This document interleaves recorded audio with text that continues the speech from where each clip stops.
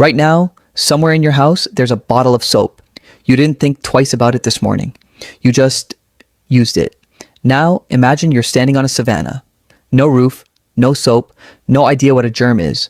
Just you, a river, and about 2 million years of evolution pressing down on your shoulders. You still wash. Not because a doctor told you to. Not because you read a label. Something older than that is pulling you toward the water. Here's the thing. Nobody talks about. Humans were washing themselves for hundreds of thousands of years before we had any scientific reason to. We just didn't stop. So today we're asking a stupidly simple question that turns out to have a genuinely strange answer. When did humans first bathe? We treat bathing like it's obvious, like it's always been clean body, healthy body, a straight scientific line. It's not. For most of human history, nobody knew what a bacterium was. Nobody could explain why washing mattered, and yet we did it anyway, constantly, ritually, almost compulsively. That's not a hygiene story. That's a mystery about what our bodies already knew before our minds caught up. Let's take a step back and actually build this timeline, because it starts a lot earlier and a lot weirder than a bar of soap. Start here.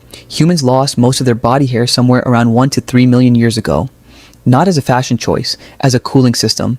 Bare skin sweats better. Early hominins were doing something almost no other predator on the savannah could do. Running prey down over long distances in open heat, using sweat as an air conditioner instead of panting like a dog. Fed. Protected by nothing but skin. Built to run in the sun. But bare skin has a side effect nobody planned for. It gets dirty in a way fur never really shows. No coat to hide the grime, no coat to hide the smell. We built the perfect cooling machine, and in doing so, built the perfect motivation to eventually want it clean. Here's where it gets genuinely interesting. Bathing itself doesn't fossilize. Water leaves no bones. So how do you even date something this old? You ask the parasites. Humans carry two kinds of lice. Head lice and body lice. Body lice can only survive in clothing fibers. No clothes, no body lice. Genetic studies dating the split between these two lice populations put the divergence somewhere between roughly 83,000 and 190,000 years ago. Read that again. Scientists dated the invention of clothing using bugs that live in your armpit, which means for a huge stretch of that time, humans were bare-skinned and unclothed. No fabric to trap sweat, dirt, or oil against the body, which means the water we waded into wasn't a luxury. It was maintenance. Here's the uncomfortable part for anyone picturing primitive equals filthy. By the time we get actual physical evidence, walls, drains, tiled floors, bathing is already a fully mature, socially loaded institution. The Great Bath at Mohenjo-daro, part of the Indus Valley civilization, dates to roughly 3000 to 2000 BC. Waterproofed brick. A drainage system. This wasn't someone's private tub.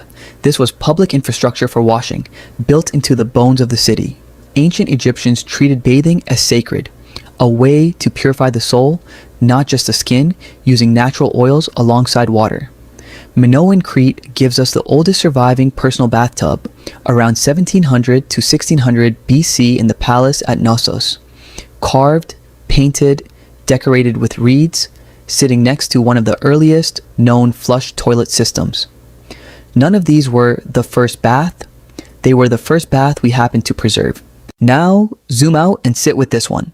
Germ theory, the actual scientific reason we now give for washing, is barely 150 years old. Ignaz Semmelweis was mocked in the 1840s for suggesting doctors wash their hands between patients.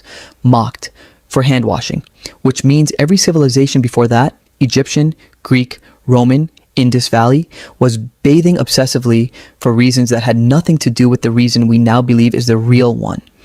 They bathed for power, for status, for spiritual purification, for community. Roman bathhouses were social clubs as much as they were plumbing, not as a thought experiment, as a daily reality repeated for thousands of years that happened to also keep them alive.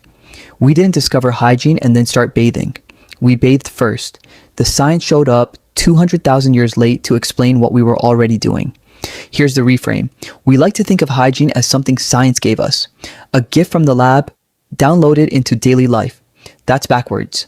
The behavior came first, deep, instinctive, older than language, older than clothing, older than cities. The science came later, almost as an afterthought, just to explain a habit our bodies had already perfected. Bathing isn't a hygiene technology. It's one of the oldest continuous behaviors our species has ever performed. Older than agriculture, older than writing, arguably older than fire as infrastructure. We've been outsourcing less and less of our instinct to reasoning like this for a long time. Sometimes the body just knows, long before we can explain why. So next time you step into a shower, know what you're actually doing. You're not following a health tip. You're repeating a ritual that outlived 100 civilizations, survived the invention and collapse of countless belief systems, and never once needed evidence to keep going. That's not a habit. That's inheritance.